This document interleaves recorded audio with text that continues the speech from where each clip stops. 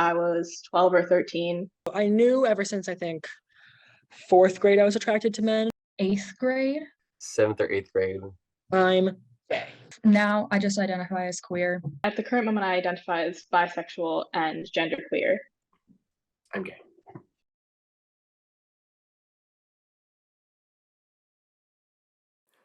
I grew up in Naperville. Self-proclaimed as being recognized nationally and internationally as one of the top communities in which to settle down, raise a family, and retire, Naperville. And as the website for Naperville loves to remind you, it ranked number 16 on Money's best places to live, and number 1 by niche in its best cities to raise a family in America, and cities with the best public schools in America. Naperville was also ranked the 3rd, 4th, the safest city in America, number 1, one of America's coolest suburbs, the best city in Illinois, the best city to raise a family, the 3rd best place to visit. So yes, I grew up in Naperville. Affluent, well off, nobody ever struggles or causes commotion, white Naperville. Popular? Yes. Safe for the gays? No. As Suzanne Baker simply put it in a Chicago Tribune article wrote in October of 2017, Naperville ranks dead last among large Illinois communities when it comes to creating an LGBTQ-friendly environment. Now that is something the Naperville website will not remind you of. Don't get me wrong, I never felt as though I would be stoned in the middle of downtown Naperville, but learning that Americans for Truth about homosexuality has been run out of Naperville for years doesn't exactly put a pep in my step. As I grew internally as a person, I came to recognize the idea of a safe space, especially for LGBTQ+ people. North Halsted is a prominent safe space in Chicago.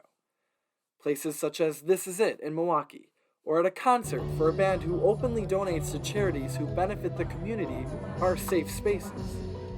But when I look back on it, was Naperville a safe space for me? I had always thought so, but was I simply blinded by the town being recognized nationally and internationally as one of the top communities in which to settle down, raise a family, and retire? To help me find my answer, I talked to a few classmates of mine from high school who I knew understood what I was trying to get at. And do you feel like, specifically at Naperville Central and specifically in Naperville, did you feel like we had a community that was able to support us? No. I was always really wary of like who I came out around at Central, because there were definitely a lot of kids who like made you feel ostracized for it. Naperville is very covert about it. We like to act accepting. We like to put the rainbows in our windows, and we like to post on Facebook of how accepting we are. But when it gets down to the nitty-gritty of when actual things are happening, I did not feel that the entire town had my back. The casual homophobia is rough. And also, one thing that's been really meaningful to me since I came to DC is seeing older queer people. Like, I go out in DC and I see like lesbian couples with their children, or like like older men holding hands, and like knowing that there's like a healthy like romantic future for me as a queer person is so meaningful, and you do not see that at all in Naperville. So I was part of a small committee my senior year that met like once a month to talk about like inclusion and diversity. I believe it was just a little pony show. They took pictures of us and they gave us coffee and donuts, and we met with Wiesbrook and Jackie Thornton, and we met with people at the PSAC, the district building. And I never got any.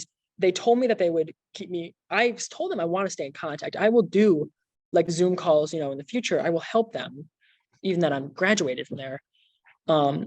Just a lot of lofty claims. I think they did it to feel good with themselves and to write down that they did this initiative, and we listened to queer voices, and we just to write down and take pictures and say they did. But because I was asking for specifics. I wasn't just saying make a welcoming environment. I said on this bulletin board in this hallway, put up this display by this author, that were easy, and they never validated any of those.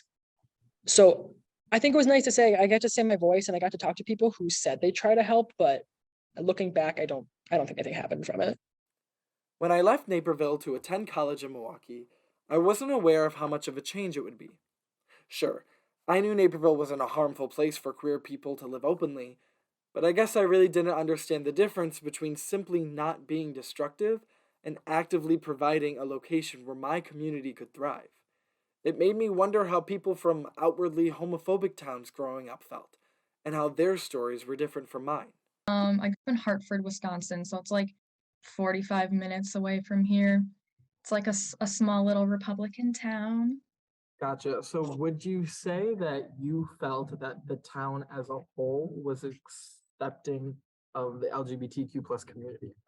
No, there's Trump flags. Our cop cars in Hartford have Blue Lives Matter flags on them. A kid my senior year wore a Confederate flag to school for Freedom Friday. Yeah, you get the vibe. So when you got to school, like, did that dynamic kind of change where you felt a lot more comfortable? Oh yeah. I feel like back home it was like being queer was like a type of thing. Like it wasn't normal and it wasn't as widely accepted. But being here, I feel like if you're queer, it's like cool. Like nobody like not like that nobody cares, but like it doesn't make a difference type of thing. Like I feel completely comfortable. Like at the beginning of the year when we were like going around saying our pronouns, freshman year, I was like, oh my God. And now it's just like I don't really care. And if someone has a problem with that, then like that's their issue, not it's not a reflection of me. I also need to acknowledge the fact that I am a cis white male. I'm gay, but I do understand that there are many others who have a different story than I do when it comes to sexuality and perceptions by a community. Intersectionality and queerness is another thing that I like to talk about that I think doesn't get talked about enough. And also in your conversation of like feeling safe to come out in Naperville, a large part of that was my race because I already don't really feel like safe or accepted a lot of the time in Naperville because of my race, and I was not going to add to that by being queer. And I also already don't really fit in a lot of Black spaces because I grew up in a white suburb and like I have most of that culture, and I was raised by almost exclusively by my white parent. Um, and I think that unfortunately queerness still is not acceptable in a lot of Black spaces, um, especially by Black men. I don't know where I was going with that, but I think that it's important to recognize that queerness probably means something different to me than it does to you. Ultimately, Naperville is not a dangerous place for queer kids. But just because it isn't a dangerous place also doesn't mean that it's a safe one either. Until I can feel like I did the day I attended my first Pride Festival in my hometown, I will still always look over my shoulder when holding hands with my boyfriend. It's the reason I thrive in a place like Milwaukee. Naperville will always be home to me, but a home should and could be so much more.